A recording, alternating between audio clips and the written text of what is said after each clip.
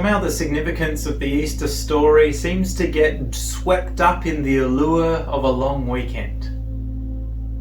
Without deliberately interacting with the experience of Jesus, we so easily get caught up in the narratives of a world around us.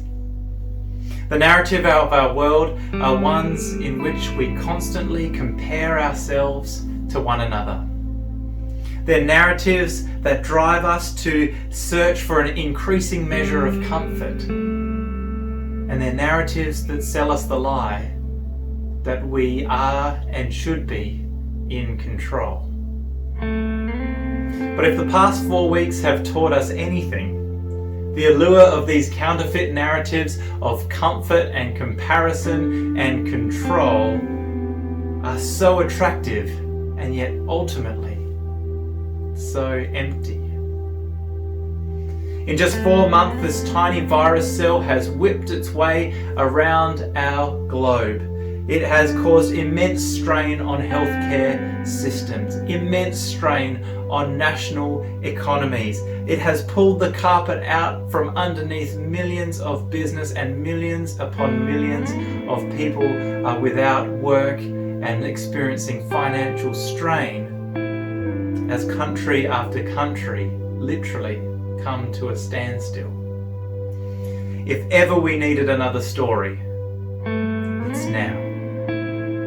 And so I invite you once again to sit in this ancient story today.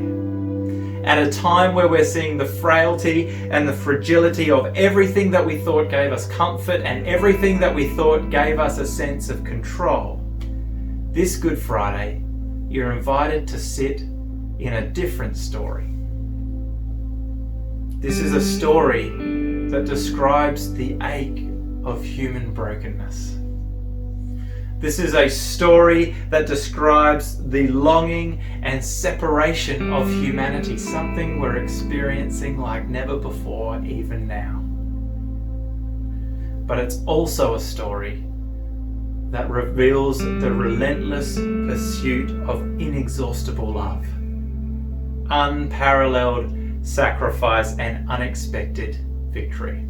The invitation today is to allow Jesus to become the central organizing narrative of your life from which everything else flows.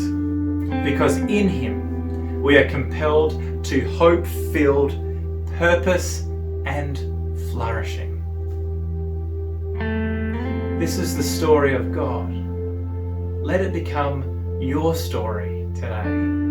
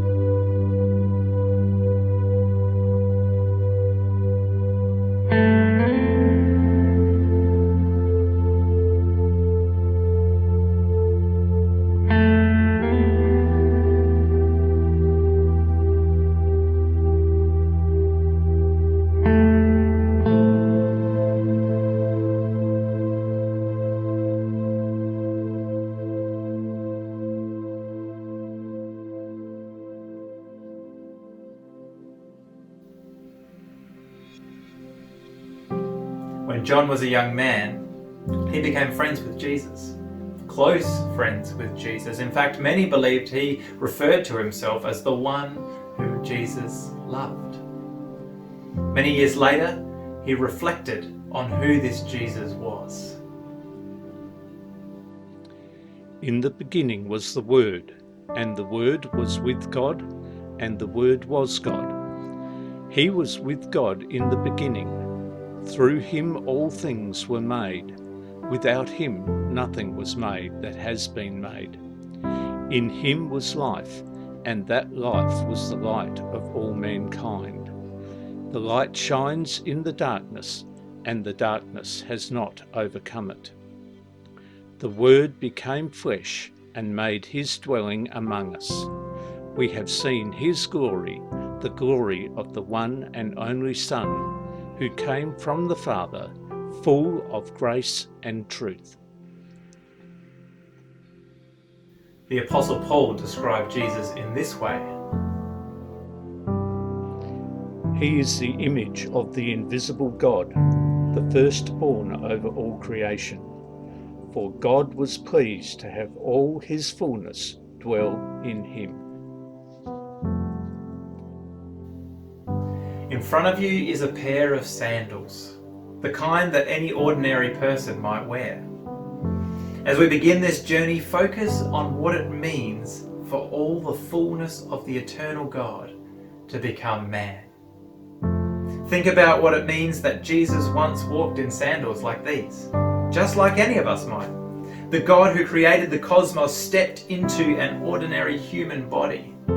He felt the path under his feet and he got the dust between his toes. Take a moment to meditate on the mystery, the majesty, and the humility of Jesus, the Son of God.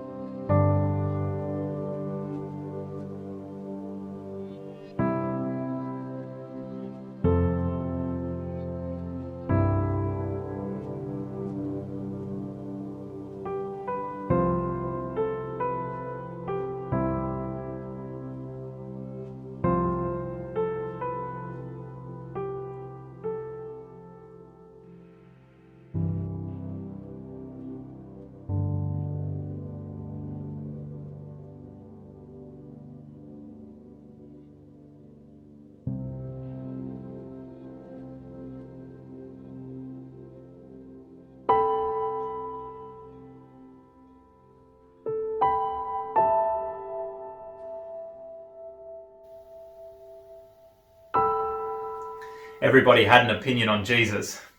Everywhere you turned, there was another story of a healing, or another one questioning his authority, or another political agenda. No matter where Jesus went, you could be sure people would respond in some way. And this didn't go unnoticed by Jesus or his disciples. When Jesus came to the region of Caesarea Philippi, he asked his disciples, "Who do people say the Son of Man is?" They replied, "Some say John the Baptist, others say Elijah, and still others, Jeremiah or one of the prophets." "But what about you?" he asked. "Who do you say that I am?" Simon Peter answered, "You're the Messiah, the Son of the living God." Jesus replied, "Blessed are you, Simon, son of Jonah, for this was not revealed to you by flesh and blood, but by my Father in heaven." Peter had come to recognize the truth that would change the course of history forever. That despite the rumor, despite the innuendo, despite what others may have said about him, this Jesus was the Messiah. This Jesus was the Christ. This Jesus was the long-awaited King, the Son of the living God. But it wasn't only Peter. At the beginning of his final week, Mary did something extraordinary. 6 days before the Passover, Jesus came to Bethany, where Lazarus lived, whom Jesus had raised from the dead. Here a dinner was given in Jesus' honor. Martha served, while Lazarus was among those reclining at the table with him. Then Mary took about a pint of pure nard, an expensive perfume. She poured it on Jesus' feet and wiped his feet with her hair, and the house was filled with the fragrance of the perfume. But one of the disciples, Judas Iscariot, who was later to betray him, objected. "Why wasn't this perfume sold and the money given to the poor? It was worth a year's wages." He did not say this because he cared about the poor, but because he was a thief. As keeper of the money bag, he used to help himself what was put into it. "Leave her alone," Jesus replied. "It was intended that she should save this perfume for the day of the burial. You will always have the poor among you, but you will not always have me." Mary poured perfume out onto Jesus' feet as an act of worship. It was an act of worship that was pure and passionate and real and expensive and extravagant. And it touched the heart of Jesus. Jesus knew he was headed to the cross, and Mary's act of worship was a blessing to him. So what about you? Jesus asks us. Who do you say I am? In front of you is a pot. Imagine it filled with expensive perfume worth a year's wages, poured out on the feet of Jesus as an act of extravagant worship. Have you recognized Jesus for who he is? As you reflect on Mary's act of worship, how can you pour out your love for Jesus? Not just in this moment, but in every moment of every day.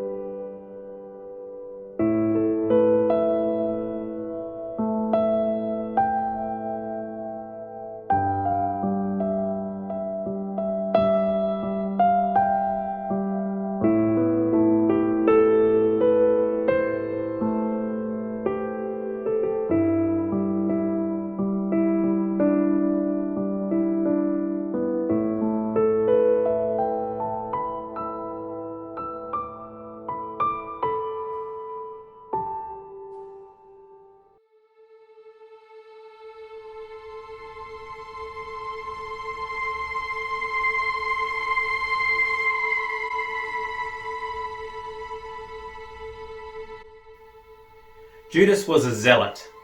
He came from a group committed to overthrowing the Romans no matter what the cost. He was also one of Jesus' closest. And one of the 12, the one called Judas Iscariot, went to the chief priests and asked, "What are you willing to give me if I deliver him over to you?" So they counted out for him 30 pieces of silver. From then on, Judas watched for an opportunity to hand him over. When evening came, Jesus was reclining at the table with the 12, and while they were eating, he said, "Truly I tell you, one of you will betray me." They were very sad and began to say to him, one after the other, "Surely you don't mean me, Lord." Jesus replied, "The one who has dipped his hand into the bowl with me will betray me. The Son of Man will go just as is written about him. But woe to that man who betrays the Son of Man. It would be better for him if he had not been born." Then Judas, the one who would betray him, said, "Surely you don't mean me, Rabbi." Jesus answered, "You have said so." Judas was one of Jesus' friends.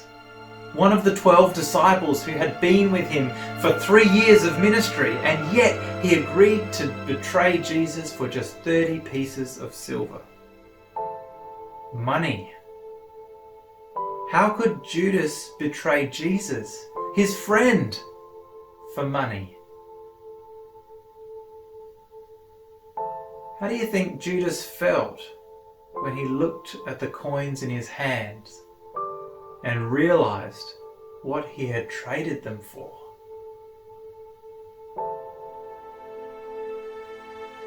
Think about your life. Is your heart tempted to value material things over friendship, over relationships, or even over doing what is right? Think about your relationships with others. Think about your relationship with God.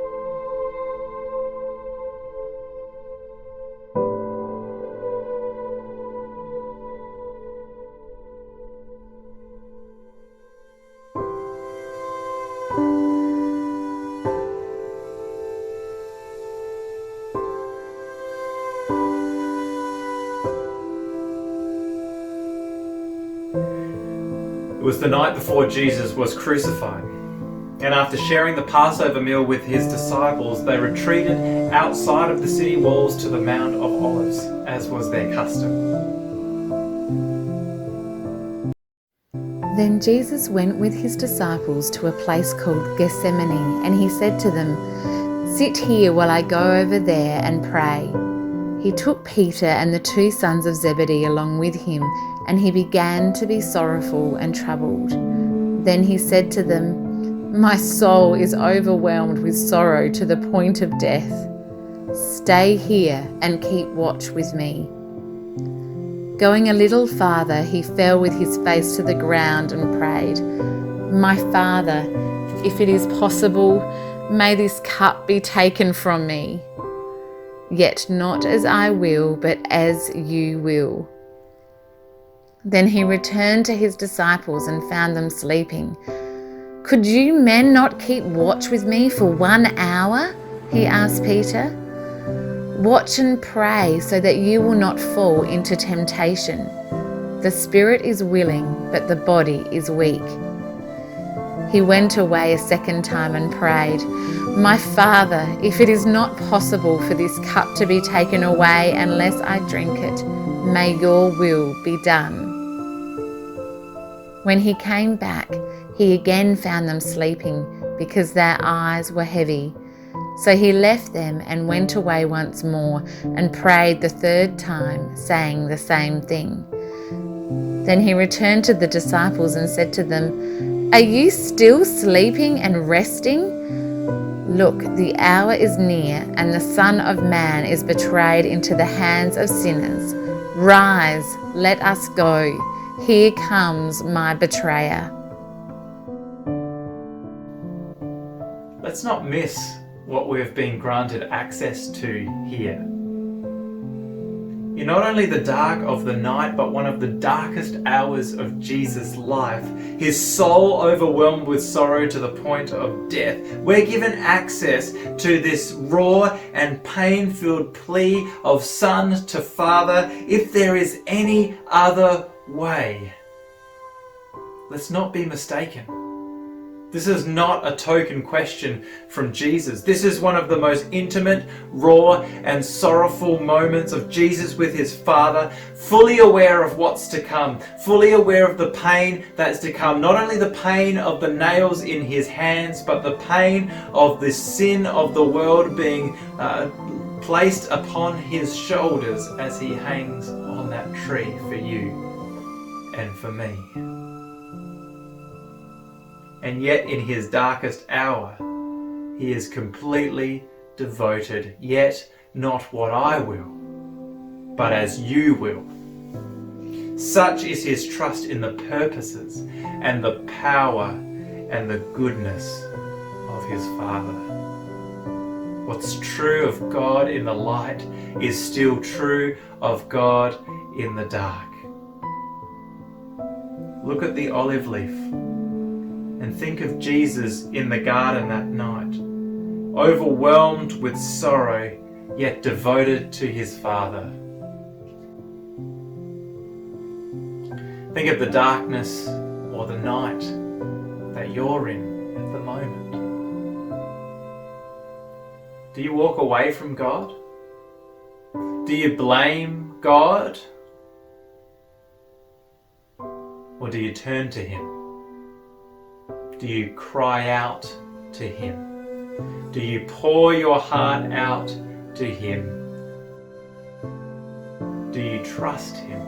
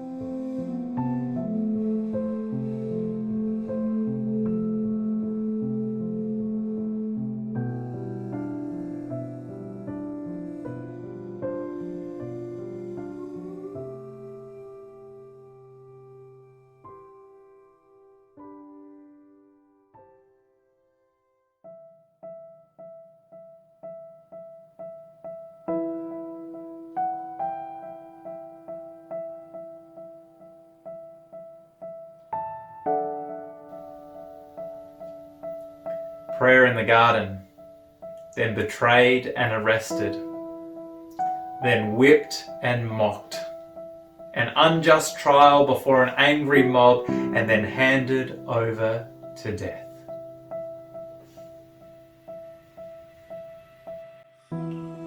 It was 9 a.m. when they crucified him. The written notice of charge against him read, "The King of the Jews." They crucified 2 rebels with him, one on his right and one on his left. Those who passed by heard insults at him, shaking their heads and saying, "So, you were going to destroy the temple and build it in 3 days. Come down from the cross and save yourself." In the same way, chief priests and teachers of the law mocked him among themselves. "He saved others," they said, "but he can't save himself. Let this Messiah, this King of Israel, come down now from the cross, that we may see and believe." Those crucified with him also heaped insults on him. At noon, darkness came over the whole land until 3 p.m. And at 3 p.m, Jesus cried out in a loud voice, "Eloi, Eloi, lama sabachthani," which means, my God, why have you forsaken me?" When some of those standing near heard this, they said, "Listen, he's calling Elijah." Some ran, filled a sponge with wine vinegar, put it on a staff and offered it to Jesus to drink. "Now leave him alone. Let's see if Elijah comes to take him down," he said. With a loud cry, Jesus breathed his last. The curtain of the temple was torn in two from top to bottom. And when the centurion who stood there in front of Jesus saw how he died, he said, "Surely this was the Son of God." Surely this man was the Son of God, now killed. But ultimately it wasn't the Roman soldiers or the angry mob or the chief priests or Pilate who caused Jesus to die. Jesus chose the cross for himself. His love for us compelled him to choose the way of the cross. Humanity's rejection of God and his loving rule left us enslaved to the sinful nature, but it was God's longing to save us by his love that led him to the cross and held him there.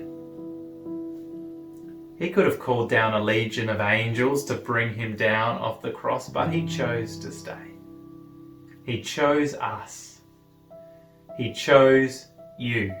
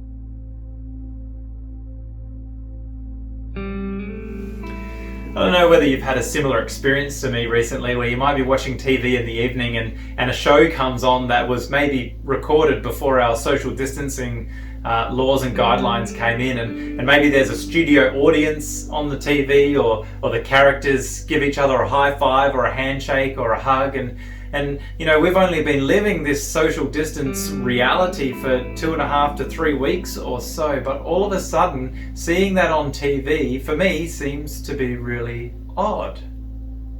It's been such a short time, but all of a sudden this new reality has started to become a new normal for us, and I don't know how you're going with that. Maybe you're an introvert and this is the best thing that could have ever happened to you. You think, you know, I'm an introvert, or maybe you just don't like being around people generally, then that's okay, that's fine, full power to you. Maybe this is a dream come true and you get to stay at home and curl up with your favourite book and you think, great, I'll see the world again in 6 months. But I don't know about you, for me, I'm finding it really difficult. If I'm honest, it's actually really hard. I miss having people in our home for meals and for community. I miss seeing my friends and meeting together for coffee or a meal. I miss sharing life in person as I journey with people in my pastoral role. I miss meeting together as God's family on a Sunday for worship, for prayer, for sitting under God's word. I miss being together. And as we've been living this new normal of separation and isolation, I have been asking God the question over and over, what is it that you want to be teaching me about who you are? What is it that you want me to be learning about who I am? And what is it, Father, that you want us as your people to be learning as your church?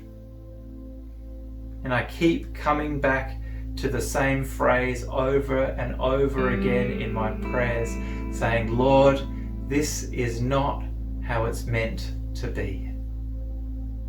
We're not designed to be spread out and isolated. We're not designed to keep to ourselves and only connect via the internet or through phones or through screens. There's something about being in the same physical place as someone else that fosters connection and relationship that talking online just doesn't do.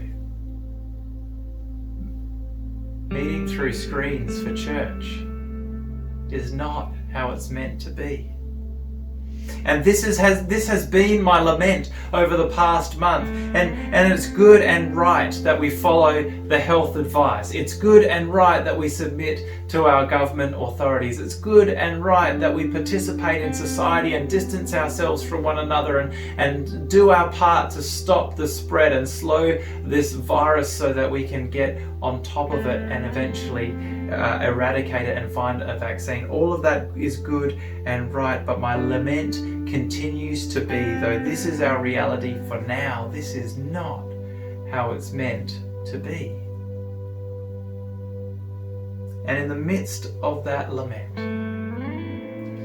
I felt the Lord say to me this week, and I don't normally speak in that kind of language, I guess, but I felt the Lord say very clearly,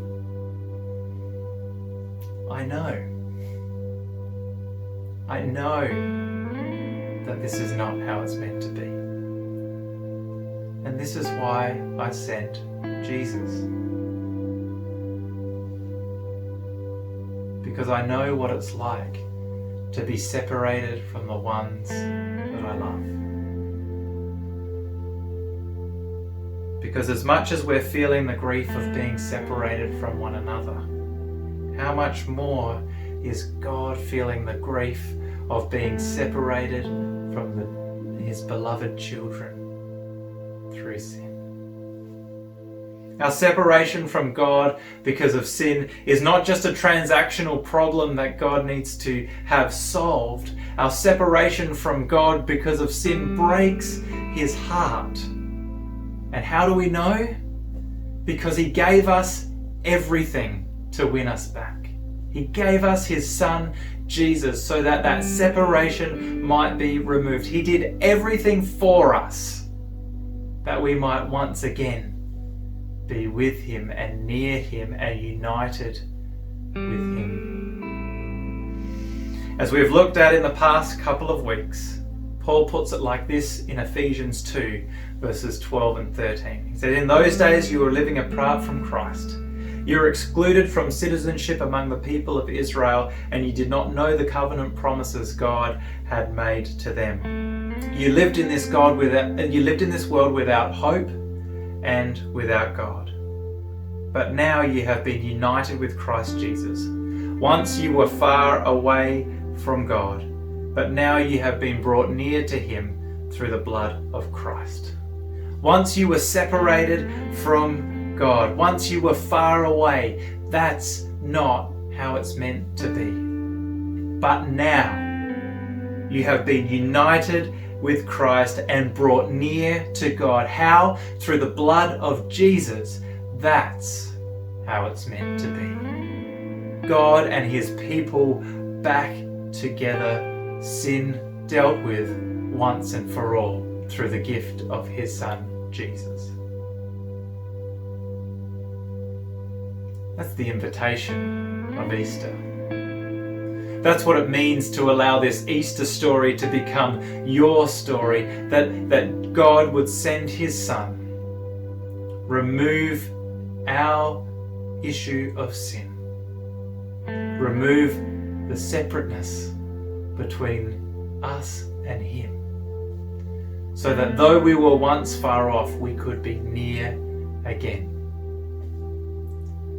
Receive the invitation of God's grace in his gift of Jesus for you this Good Friday.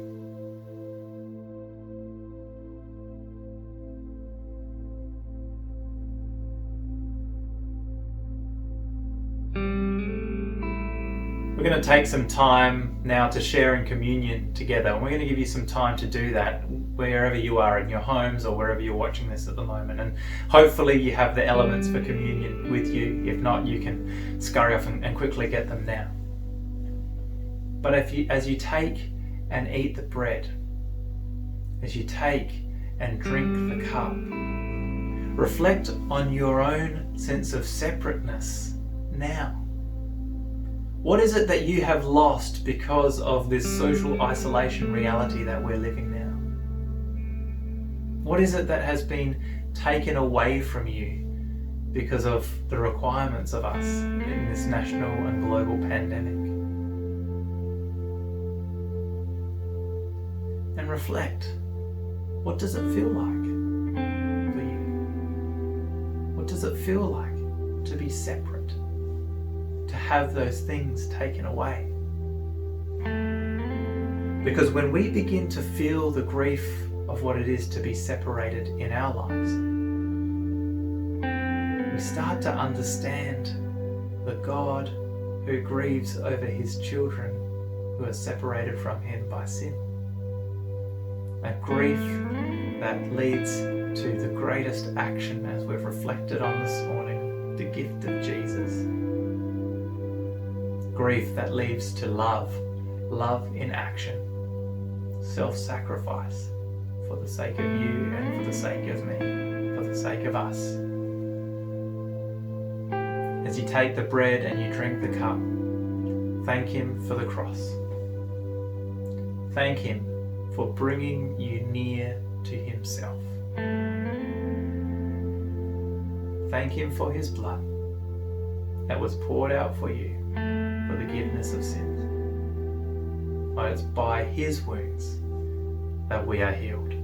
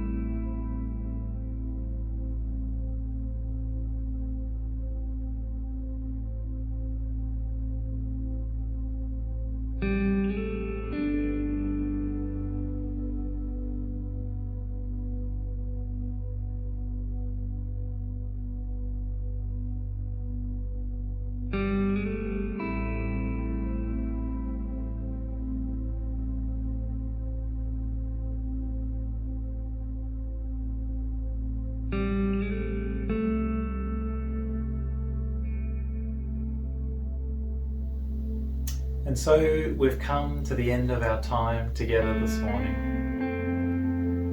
But maybe God's not done with you just yet. We're going to allow the music to play for another couple of minutes. And I encourage you to end this time as you see fit. If it's that as a family you want to continue talking and reflecting on what it is that Jesus would give himself for the sake of us, do that. If it's that you want to sit and be still in the presence of Jesus, do that. If it's that you want to respond by writing some things down, opening a journal, reflecting in that way, if it's that you want to go for a walk and experience the wonder of creation, if it's that you want to simply be with your family together this Good Friday, respond in worship to Jesus today.